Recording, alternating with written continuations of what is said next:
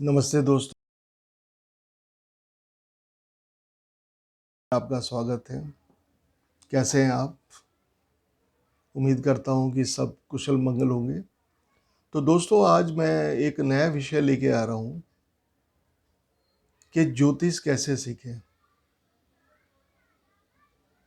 क्योंकि ज्योतिष, जिसको हम एस्ट्रोलॉजी कहते हैं, और ख़ास करके हम अपनी एस्ट्रोलॉजी को वैदिक एस्ट्रोलॉजी कहते हैं।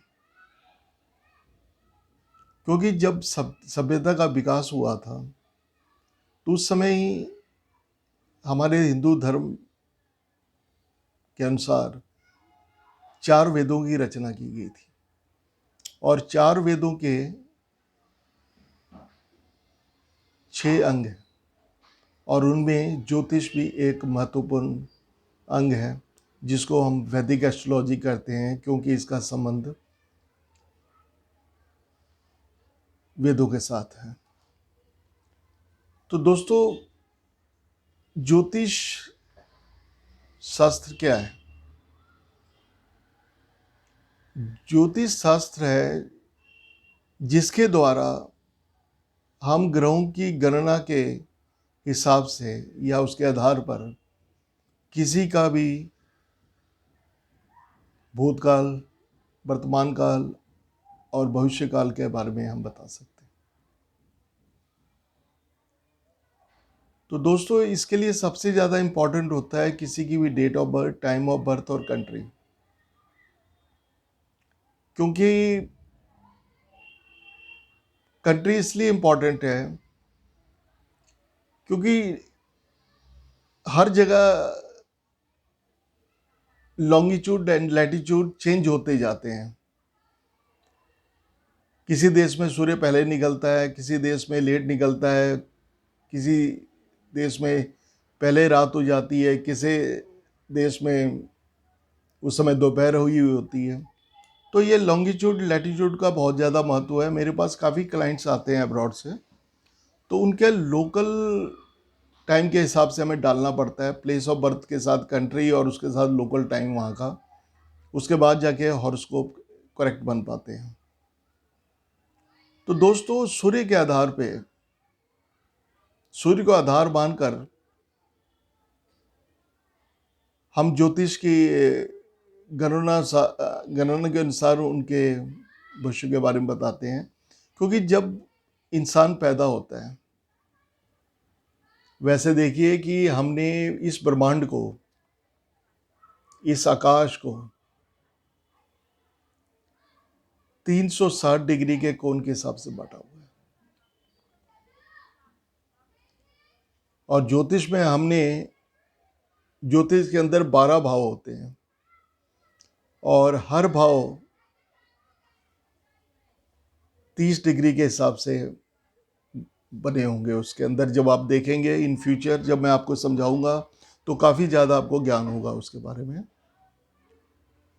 तो दोस्तों, और हर भाव का संबंध हमारे जीवन के different sphere of our life से है, हमारे डिफरेंट जीवन के क्षेत्र से है। किसी के साथ हेल्थ के से है, किसी का बॉडी पर्सनैलिटी नेचर से, किसी का फाइनेंस के साथ है, किसी के साथ भाग्य के साथ है, किसी घर भाव का संबंध प्रोफेशन, कैरियर, बिजनेस के साथ है, किसी का संबंध हमारे मैरिड लाइफ के साथ है, किसी का संबंध हमारी संतान के साथ है, हमारी विद्या के साथ है, और किसी भाव का संबंध हमारी माँ के साथ, हमारी प्रॉपर्टी, वाहन सुख के साथ है।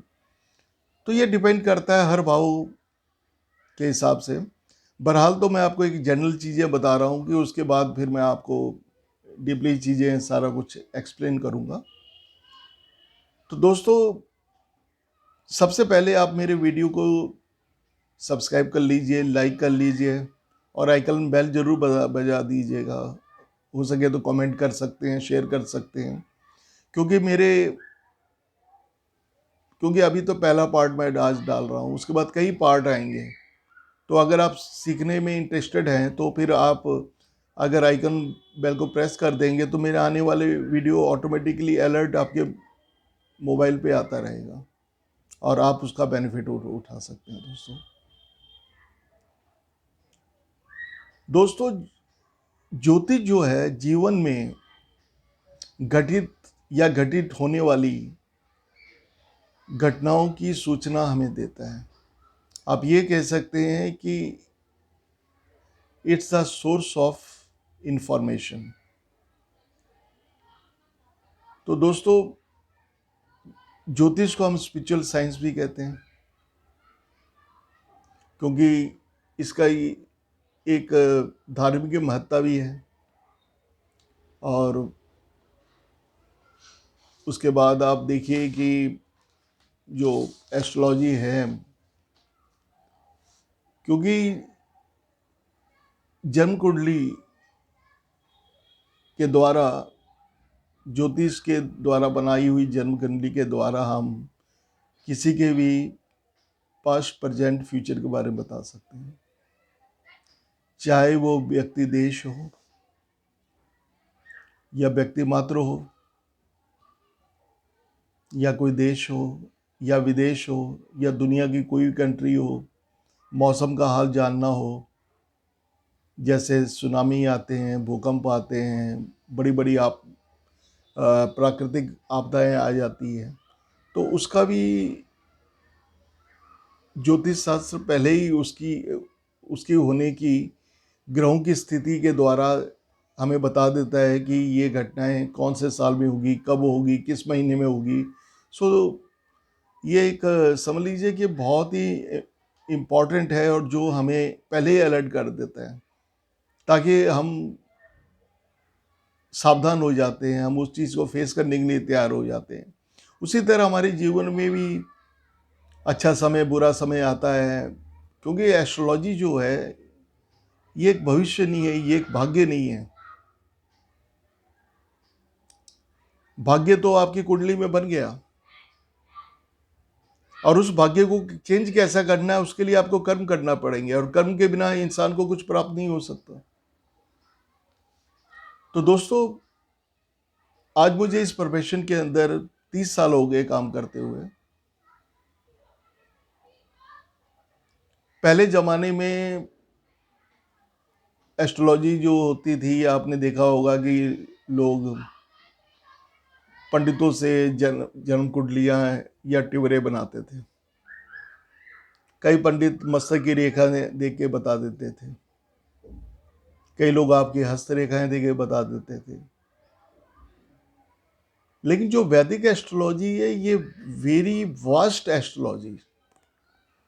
आप जितनी गहराई में जाएंगे और गहराइयां आपको मिलेगी। आपने देखा है कि प्रतिदिन इस पे रिसर्च और शोध हो रहे हैं, और नई नई चीजें उभर कर सामने आ रही है। अब देखिए कि एस्ट्रोलॉजी के अंदर 2000 योग, जैसे कि राजयोग हो गया, लक्ष्मी योग हो गया, गजकेसरी योग हो गया, ऋण योग हो गया, भिक्षुक योग हो गया, काल सर्प योग हो गया, मांगलिक योग हो गया, तो वो हजारों योग हैं। और तो दोस्तों, ये आप 10 दिन में, महीने में, या 2 महीने में, या 6 महीने में इस चीज़ को नहीं सीख सकते। बेसिक नॉलेज आप 10 दिनों में, 30 दिनों के क्रैश कोर्स में पा सकते हैं। 1 साल में, 2 साल में आप आचार्य और शास्त्री भी बन सकते हैं। लेकिन थ्योरेटिकल नॉलेज से, किताबी नॉलेज से कुछ नहीं होने वाला। इसके लिए क्या है कि आपको एक्सपेरिमेंट्स करने पड़ेंगे, और जब तक एक्सपेरिमेंट नहीं करेंगे, आपका कॉन्फिडेंशियल लेवल हाई नहीं हो सकता, और आप किसी की भी प्रेडिक्शन इतनी कॉन्फिडेंस से नहीं कर सकते कि कोई आपके पास आएगा, आप किताबें खोलकर ढूंढ रहे कौन सा ग्रह कहाँ बैठा है और किस तरह बैठा है, तो फिर सामने वाला सोचेगा कि इसको नॉलेज क्या है। देखिए जी, 3-4 चीज़ों की बहुत ज़्यादा ज़रूरत होती है एस्ट्रोलॉजी या किसी के प्रेडिक्शन के लिए। ठीक है, लोग किताबों से सीखते हैं, किताबों को से सीखना चाहिए, नॉलेज वहीं से मिलती है। नंबर 2 पे उसको प्रैक्टिकल शेप दे के उसका एक्सपेरिमेंट करना बहुत ज़रूरी है। जब तक आप अपने आप पे एक्सपेरिमेंट नहीं करेंगे, दूसरों का प्रेडिक्शन का आप क्या करेंगे?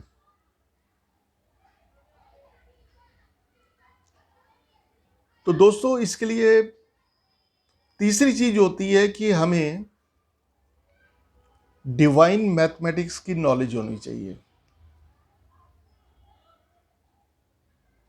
और नंबर 4 पे डिवाइन ब्लेसिंग, जो गॉड गिफ्टेड होती है, या आपने इस दुनिया में आपने अपने साथ लेके आते हो, जिसको ज्ञान कहते हैं, जिसको दिव्य ज्ञान कहते हैं, और दूसरे शब्दों में हम उसको इंट्यूशन भी बोल सकते हैं। इंट्यूशन का मतलब ये होता है कि ये कुछ कनेक्टेड होता है ठाई रही से, जिस चीज़ का आपको आभास होता है किसी की चेहरा देख के, फिजिक देख कर, पर्सनैलिटी देख कर, या आपके दिमाग में कुछ आता है कि ये होने वाला है तो वो हो जाता है, तो इसको हम इंट्यूशन कहते हैं। ये भी गॉड गिफ्टेड चीज़ें होती है। तो सारी चीज़ों का कॉम्बिनेशन होना बहुत ज़रूरी है, तभी आप किसी के बारे में एक्यूरेट और प्रिसाइज प्रेडिक्शन कर पाएंगे, सिर्फ थियोरेटिकल नॉलेज से नहीं। 30 दिन के क्रैश कोर्स से नहीं, 10 दिन का क्रैश कोर्स नहीं, साल 2 साल नहीं, आज मुझे 30 साल हो गए, आज भी मैं कहता हूँ I am not complete, because every day new research are coming. तो दोस्तों, अब मैं आज शुरुआत करता हूँ वीडियो की, कि देखिए कि हमारी वैदिक एस्ट्रोलॉजी के अंदर 9 ग्रह होते हैं, जिनमें सूर्य है, चंद्रमा है, मंगल है, बुध है, बृहस्पति है, शुक्र है, शनि है, राहु और केतु है। और राहु केतु जो एक छाया ग्रह होते हैं। और जबकि राहु और केतु जो है, ये एक शरीर के 2 हिस्से हैं। इस पोर्शन को हम राहु कहते हैं, लोअर पोर्शन को केतु कहते हैं।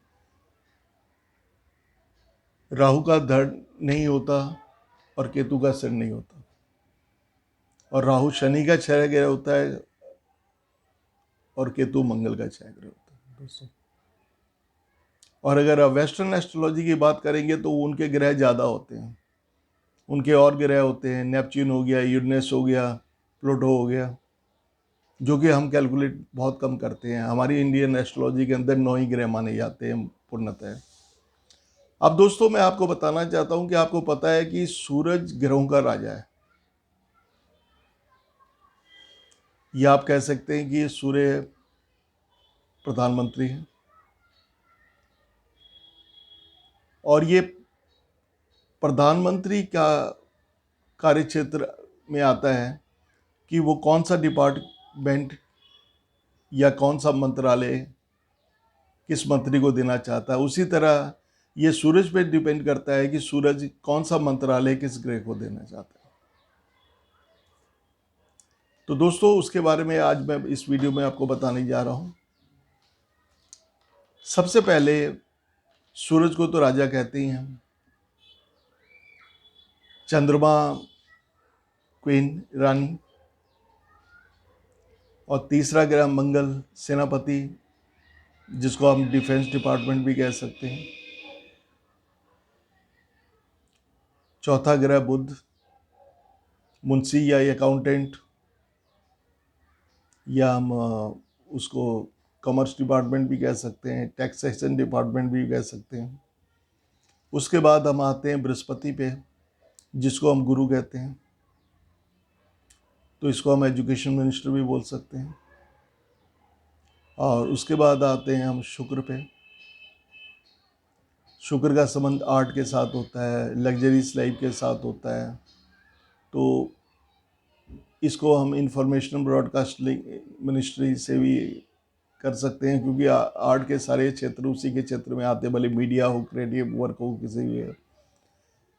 तो दोस्तों, अब मैं शनि के बारे में आपको बताता हूँ। शनि के बाद मंत्रालय है कि सबकी सेवा करना, ताकि सेवक का। और उसके बाद आपको पता ही है 2 छाया ग्रह हैं, इनका बट छाया ज़्यादा खतरनाक होती है ओरिजिनल प्लैनेट की जगह। और ये 2 ग्रह बकरी ग्रह हैं, क्योंकि जो ग्रहों की हर ग्रह जिस स्थिति से गोचर करता है, तो ये राहु केतु उसके ऑपोजिट गोचर करते हैं, और राहु केतु हमेशा गोचर में एक दूसरे के ऑपोजिट रहते हैं। तो दोस्तों ये रहा 9 ग्रहों के बारे में।